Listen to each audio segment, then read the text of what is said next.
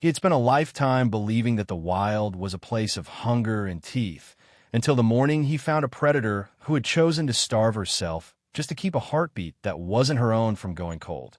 The winter in the Blackwood Valley didn't just arrive. It took possession. It was a season of silver frost, a time when the world became a monochromatic painting of white, gray, and the deep, haunting blue of ice. Silas, a man whose face was a map of 70 years of mountain living, stood by his window, watching the swirling gale. The cabin groaned under the weight of the snow, the old timber beams singing a low, mournful song that only those who live in isolation can truly understand. Beside him sat Barnaby, a massive Maine Coon with fur the color of storm clouds and eyes like polished emeralds. Barnaby wasn't just a pet.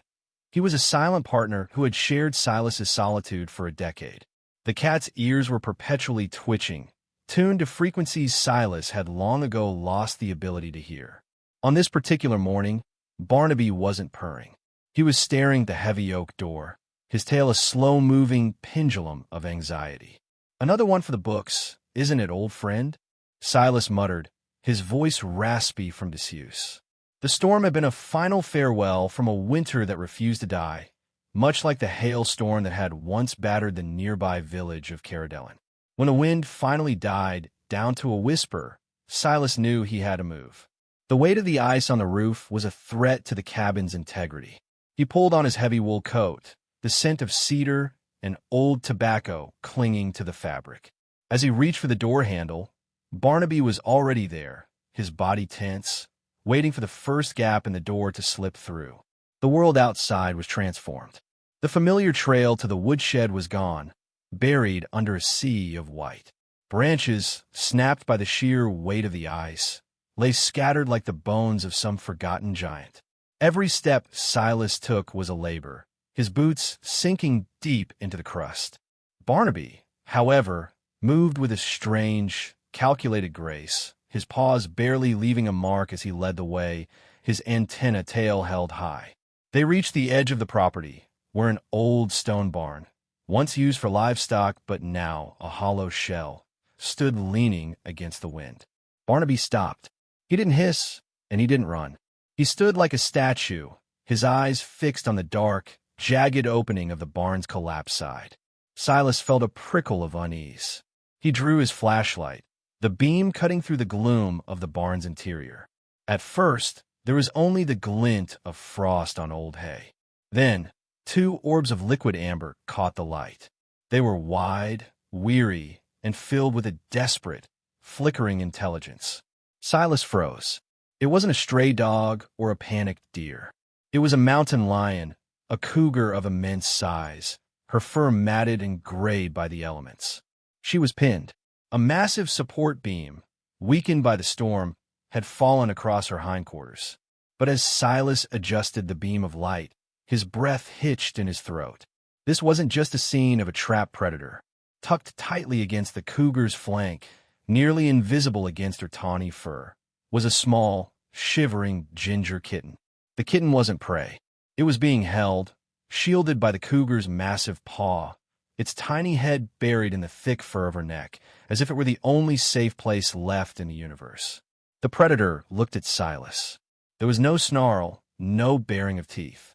There was only a profound, soul-crushing exhaustion.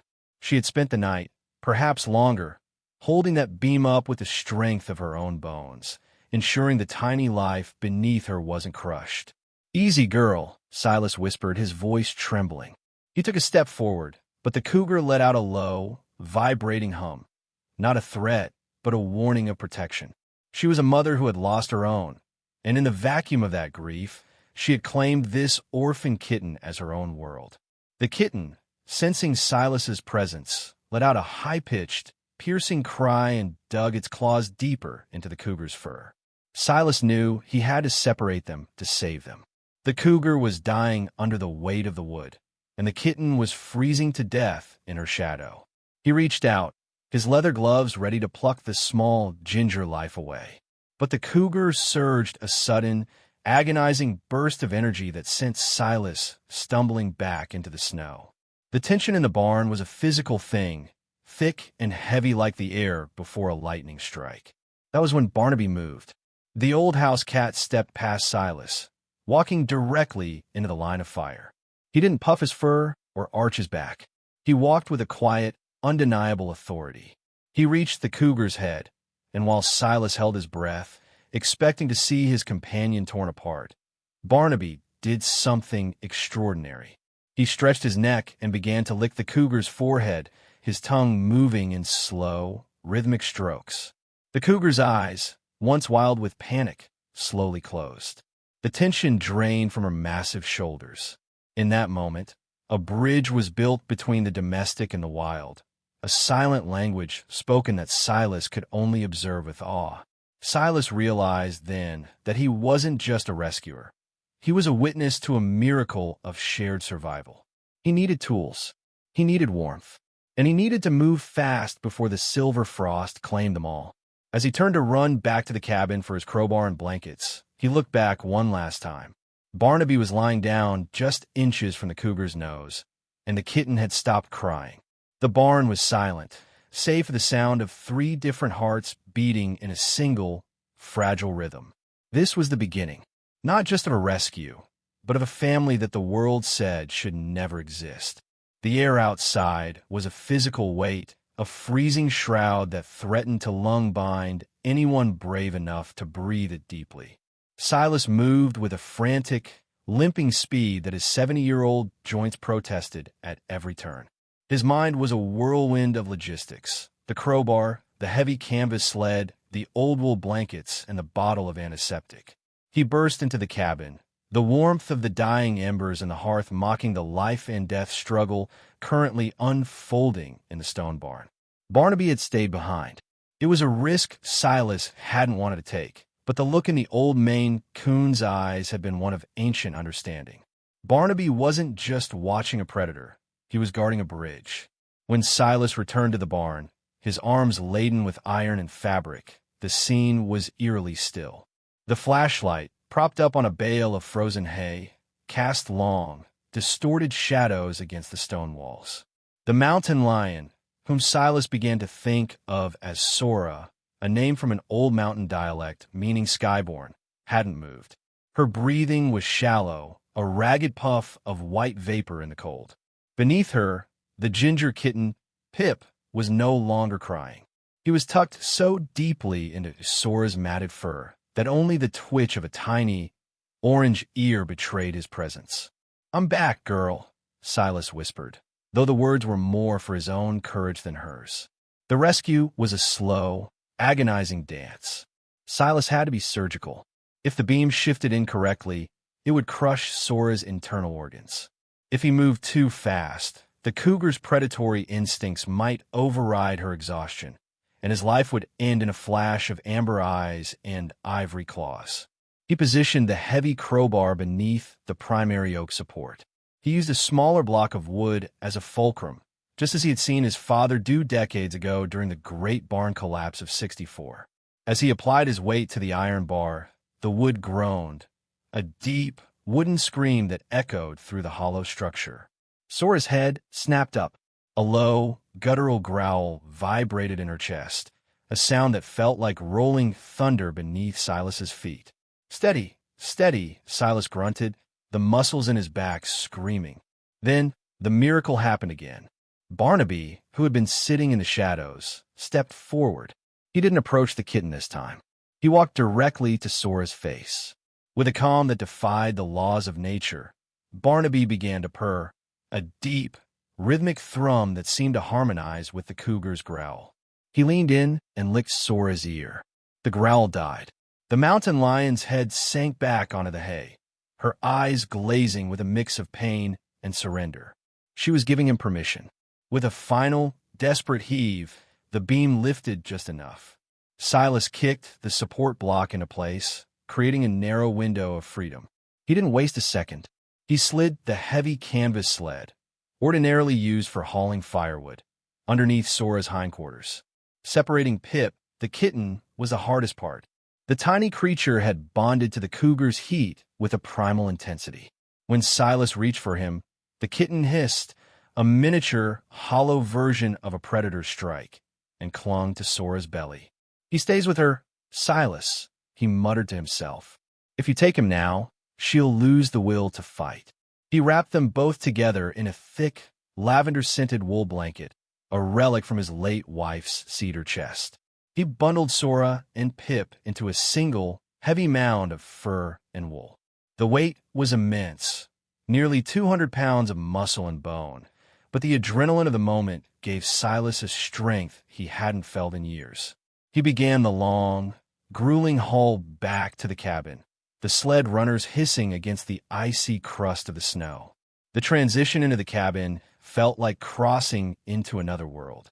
The smell of pine resin and old books replaced the scent of damp stone and death. Silas cleared the area in front of the fireplace, pushing aside his favorite rocking chair. He laid Sora down on the rug, the warmth of the fire immediately beginning to melt the ice crystals that had formed on her whiskers. The first hour was a blur of triage. Silas worked with the precision of a man who had spent his life far from doctors. He used warm water to clean the gash on Sora's leg where the rusted trap had bitten deep. The wound was ugly, but the bone wasn't shattered, a blessing of the storm's shifting debris. Through it he watched the kitten. Pip had finally uncurled himself. Instead of running for the dark corners of the house, the kitten stayed within the circle of Sora's paws. He began to lick the water from the cloth Silas used, his tiny pink tongue working with frantic hunger. Silas sat back, his hands stained with the earth and blood of the mountain. He watched his home, a place of predictable solitude, transform. Barnaby sat on the edge of the hearth, acting as a silent sentry. He watched Sora with a gaze that was neither fearful nor aggressive. It was the look of a host welcoming a weary traveler. That night, Silas did something he hadn't done since he buried his wife. He opened a new journal. The leather cover was dusty, the pages crisp and white. He sat in the dim light of a single candle, the flickering flames casting the silhouette of a mountain lion across his walls. He wrote, December 29th. The silver frost brought a guest. Not a guest, too. A mother of the peaks who lost everything, and a scrap of orange for who found a mother in the shadow of a predator. Barnaby has accepted them. I'm not sure what I have done. I have brought the wild across my threshold, and for the first time in 10 years, the silence in this house doesn't feel like a weight. It feels like a breath being held. As the clock struck midnight, Silas watched Sora finally drift into a deep, healing sleep. Her breathing leveled out. Pip, the ginger kitten, crawled up her side and nestled into the crook of her neck, his purr a tiny echo of the fire's crackle. Silas realized then that the rescue was the easy part. The real challenge would be the morning. How do you live with a creature that was born to hunt you? And how do you tell a kitten that the mother protecting him is the very thing the rest of the world fears? He fell asleep in his chair, the heat of the fire and the presence of the three animals weaving a strange new tapestry of belonging.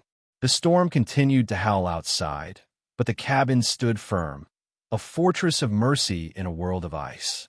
The first week inside the cabin was defined by a silence, so heavy it felt like a presence in the room. Silas woke every morning to the rhythmic, mechanical click of the grandfather clock, his heart hammering against his ribs until his eyes adjusted to the dim light of the embers. There, on the hearth rug, lay a creature that belonged to the jagged peaks and the shadowed ravines, not to the polished floorboards of a man's sanctuary. Sora was healing. Her recovery centered around the warmth of the fireplace where she spent most of her hours. The massive mountain lion was no longer the desperate, trapped animal Silas had dragged through the snow. She was becoming something else, a silent, amber-eyed observer of Silas's life. She never took her eyes off Pip, allowing no one to approach the kitten except for Barnaby. Barnaby had taken on a role that Silas could only describe as a bridge or a translator. It was Barnaby who showed Pip how to navigate the house, and it was Barnaby who was permitted to come close to the ginger kitten, gently licking Pip's ears and teaching the small creature how to drink milk from a shallow ceramic dish. Sora would watch these interactions from a distance, her gaze softening from the razor-edged vigilance of a predator into something approaching tenderness. The logistics of feeding a mountain lion in the middle of a mountain winter were a challenge Silas hadn't fully anticipated. He began leaving portions of meat out, placing the dishes near the warmth of the hearth so Sora would not feel threatened while she ate. Sometimes, the great cat would not eat at all, choosing instead to push the food toward Pip with her nose when the kitten ventured away from Barnaby's side. It was a gesture of maternal sacrifice that bridged the gap between species. Silas found himself returning to his journal every night, documenting the small, impossible miracles that were becoming his daily routine. He wrote of the way Barnaby would play with Pip on the porch when the sun broke through the clouds, the kitten chasing dry leaves while Sora watched from a doorway. He wrote, January 5th, Pip chased his own tail today and ended up tumbling into Sora's belly. I froze, my hand reaching for the poker, but Sora didn't hiss. She simply licked Pip's forehead with that rough, sandpaper tongue, just as Barnaby had done to her in the barn. I realized then that we cannot keep the wild inside a house for ourselves, but sometimes the wild chooses to stay for a reason strong enough. As the days grew longer and the silver frost began its slow retreat, the cabin by the forest became a place of strange recovery. These creatures, who had once been solitary or belonged to entirely different worlds, began to live like a family without promises or obligations. Silas observed the rhythm of their lives with a growing sense of rightness, a feeling he hadn't experienced in the long years since his wife had passed. He saw Barnaby sitting beside Sora in companionable silence, the domestic cat and the wild predator sharing space as if they had known each other for years. Silas had long ago stopped questioning the strange logic of the world that had formed around his cabin.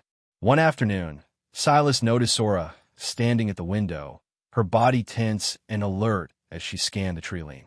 For a moment, a cold fear gripped him, the fear that she might disappear back into the wilderness as suddenly as she had appeared, leaving a hole in the house that no amount of wood or fire could fill. But then Pip emerged from behind the sofa, mewing softly for attention. Sora's posture immediately softened. She turned back, touched her nose to the kitten's head, and settled back down by the fire. Silas wrote that night, She thinks about the mountains. I can see the peaks reflected in her eyes. But something holds her here. It isn't chains or walls. It's a small ginger kitten who doesn't know he isn't her own. As the first sunny days of late winter spread across the valley, Sora began making short trips outside, leaving in the morning and returning by afternoon. Each time she returned, the first thing she did was check on Pip, sniffing him and licking him before sitting to watch Barnaby play with the kitten. Her eyes had changed completely. The vigilance was gone, replaced by a quiet sense of reassurance. Silas placed a rocking chair on the porch where he could watch the forest edge and every quiet movement of the beings who had now become his family. He realized that while the roof still needed repair and the windows still rattled in the wind, the cabin was no longer just a shelter. It was a home, not because of the nails and wood, but because of the lives that filled it with purpose and an unexpected, profound grace. The silver frost did not leave the Blackwood Valley with a whimper. It retreated in a roar of rushing meltwater and the rhythmic cracking of river ice. By mid-March, the world beneath the peaks began to bleed color back into its veins. Deep mossy greens, the bruised purple of early crocuses, and the raw, dark brown of earth finally tasting the sun. For Silas, the changing season brought a shift in the cabin's internal gravity. The hearth, once the undisputed center of their universe, was losing its pull. The forest was calling, and its voice was loudest in the ears of the predator he had saved. Pip was no longer the shivering scrap of orange fur Silas had pulled from the wreckage. He was a teenager in cat years, his legs growing long and gangly, his movements losing the clumsy roll of a kitten and gaining a sharp, predatory precision. He was a living paradox, a domestic cat by blood, but a creature of the heights by education. While Barnaby taught Pip the civilized arts of grooming and the best spots to catch a sunbeam, Sora was teaching him the language of the shadows. One morning, Silas watched from the porch, a cup of bitter black coffee warming his weathered hands. The snow had receded to the tree-line. leaving the meadow a patchwork of slush and mud. Sora stood at the edge of the clearing, her tawny coat blending seamlessly with the dead grass. Pip was 10 feet behind her, imitating her crouch with comical intensity. Sora didn't move for nearly 20 minutes. She was teaching the kitten the most difficult lesson of the wild, the art of stillness. Barnaby sat on the porch railing beside Silas, his emerald eyes narrowed as he watched the wild side of Pip's family take over. Every time Pip's tail flicked in impatience, Sora would let out a low, almost imperceptible huff, a reprimand that sent the kitten back into a frozen state. "They're leaving us bit by bit, aren't they, Barnaby?" Silas whispered. The old Maine Coon didn't answer, but he leaned his heavy head against Silas's arm, a gesture of solidarity. The true shift occurred a week later. Sora, who had been making longer and longer trips into the high timber, returned just as the sun was dipping behind the silver peaks. She didn't come back empty-handed, or rather, empty-mouthed. She dropped a field hare, its fur still warm, at the base of the porch steps. This was the offering.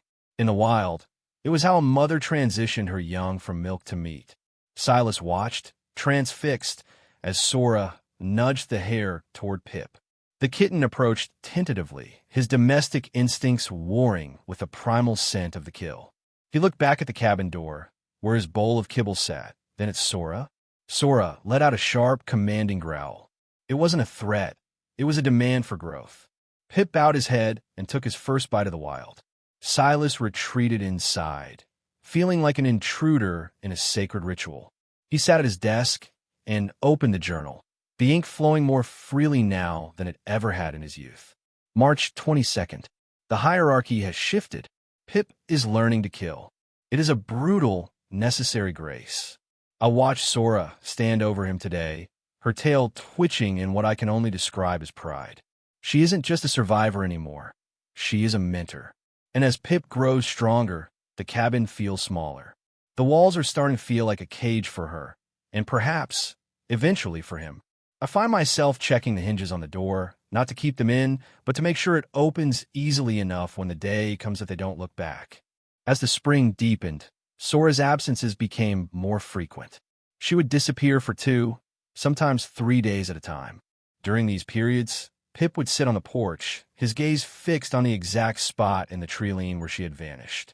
He would refuse to play with Barnaby, and he would barely touch the food Silas offered. He was waiting for his heart.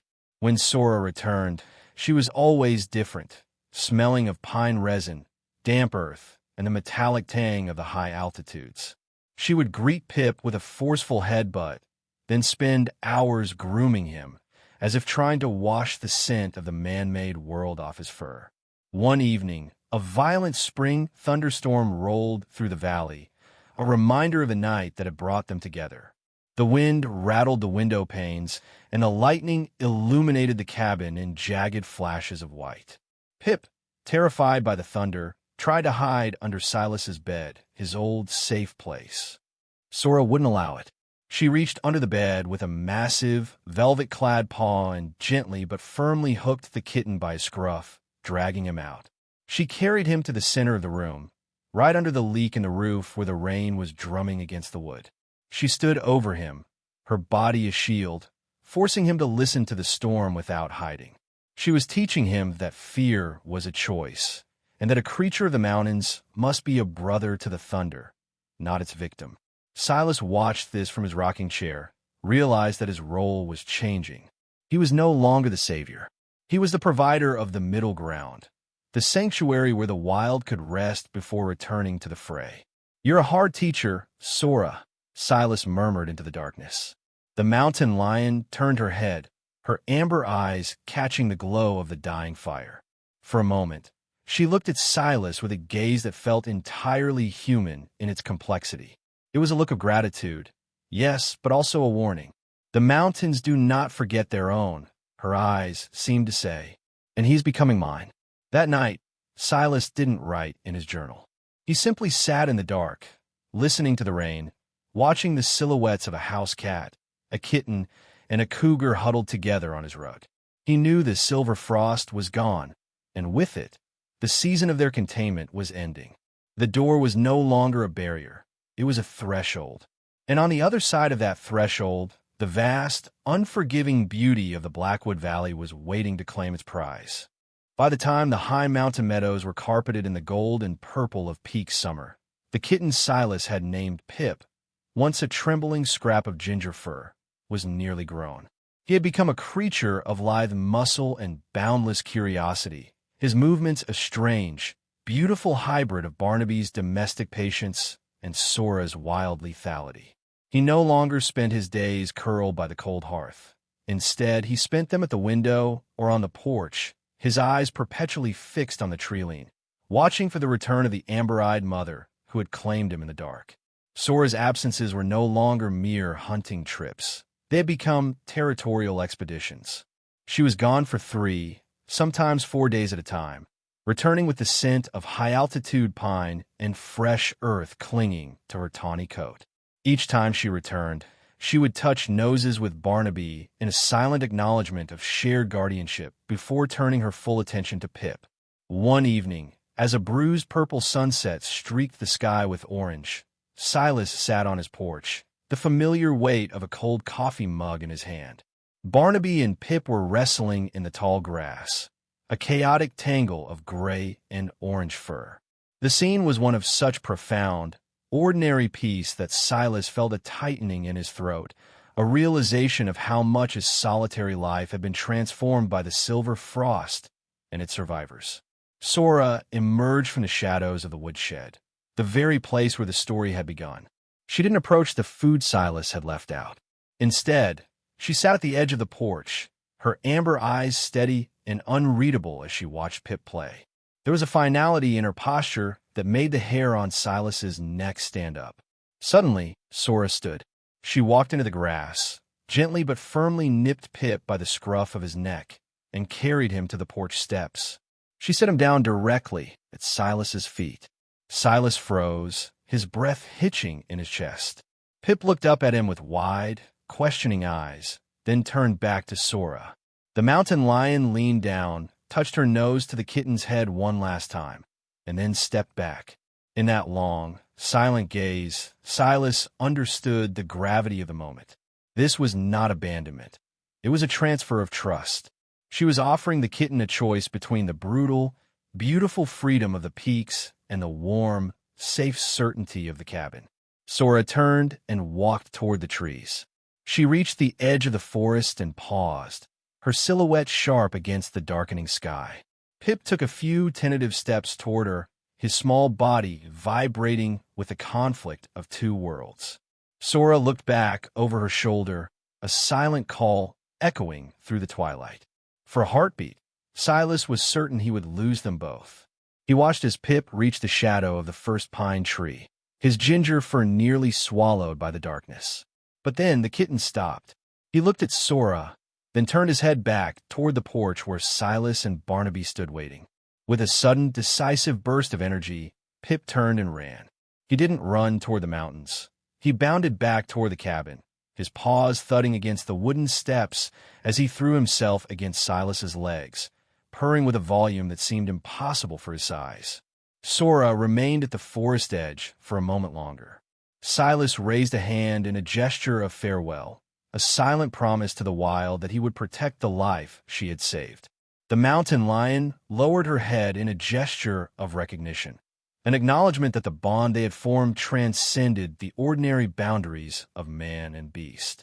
Then, she turned and disappeared into the shadows of the Blackwood Valley, leaving no sound behind. Silas picked up Pip, feeling the rapid, electric beat of the kitten's heart against his own. "You chose us, didn't you, little one?" Silas whispered, his voice thick with emotion. That night, the cabin felt larger and yet more intimate. Silas sat by the fire and opened his journal to a fresh page, the ink reflecting the dancing flames. August 14th. Today, the wild gave me a gift I did not earn. Sora returned to the peaks, but she left behind a piece of her heart. Pip made a choice to stay in the world of hearths and porches, but I see the mountains in his eyes every time he looks at the door. We are a family now, bound not by blood, but by a mutual choice to belong to one another. The silence is gone, replaced by the rhythm of two hearts that chose to stay when the world told them to run. As Silas closed the book, Barnaby jumped onto the footstool, and Pip curled into the hollow of Silas's lap. The wind sighed through the pines outside, but for the first time in his 70 years, Silas didn't feel the cold. He felt the profound, simple weight of belonging. The summer heat eventually surrendered to the crisp, amber breath of autumn. In the Blackwood Valley, the leaves turned to shades of gold and fire, falling in thick, rustling layers that carpeted the path between Silas's cabin and the old woodshed. Pip had grown into a formidable young cat, strong, confident, and deeply bonded to both the weathered hands of Silas and the steady, guiding presence of Barnaby. Though the sadness of Sora's departure had faded from Pip's eyes, he still spent long hours at the window, staring into the deep shadows of the timber as if listening for a frequency only he could hear. Silas continued his nightly ritual with the journal, documenting the small, quiet victories of their shared life. He wrote of the day Pip caught his first mouse and how Barnaby, ever the stoic mentor, pretended to be entirely unimpressed. He wrote of the mushrooms blooming at the base of the old oak stump where he had first found the trapped mother and the orphan kitten. But most of all, he wrote of the signs. On a cold morning in late autumn, Silas found the evidence that erased all doubt. Clear, heavy paw prints pressed into the frost, leading from the forest edge directly to the porch and back again. Sora had returned, if only for a phantom visit in the dead of night. She hadn't scratched at the door or announced her presence, but the tracks told a story of a mother who still carried the memory of the cabin in her heart. Pip discovered the scent immediately, spending the entire afternoon tracing the path with his nose, his tail twitching with a frantic, joyful recognition.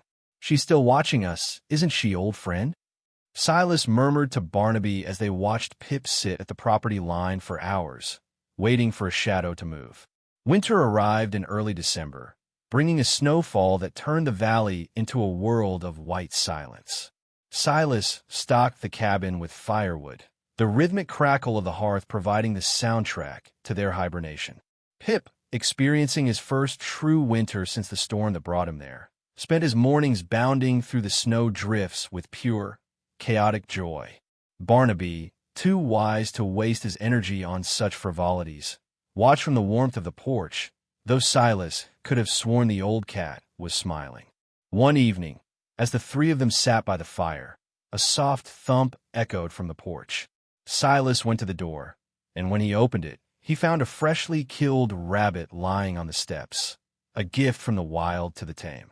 He looked toward the tree-line and saw a flicker of movement, a tawny shadow that might have been Sora disappearing into the pines. He brought the gift inside. Understanding was an offering of connection that required no words. That night, Silas realized that he was no longer the lonely man who had feared the silver frost. These animals had taught him that family is not just about blood. It is about the invisible threads of memory and the choice to care. The climax of their story arrived on a bright morning in early spring. As the snow began to melt and the first brave birds returned to the trees, Silas opened the door to find a new set of tracks in the slush. There were Sora's familiar, heavy prints, but beside them were smaller, more uncertain tracks. Sora had not been absent during the winter out of indifference. She had been denning, giving birth to her own young. Now, she was bringing them to the one place in the world where she had known safety and kindness.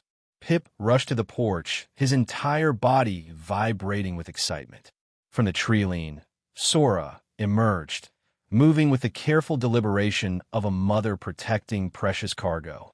Behind her tumbled two small cubs, fluffy and wild, staying close to her flanks as they took in the strange creatures on the porch.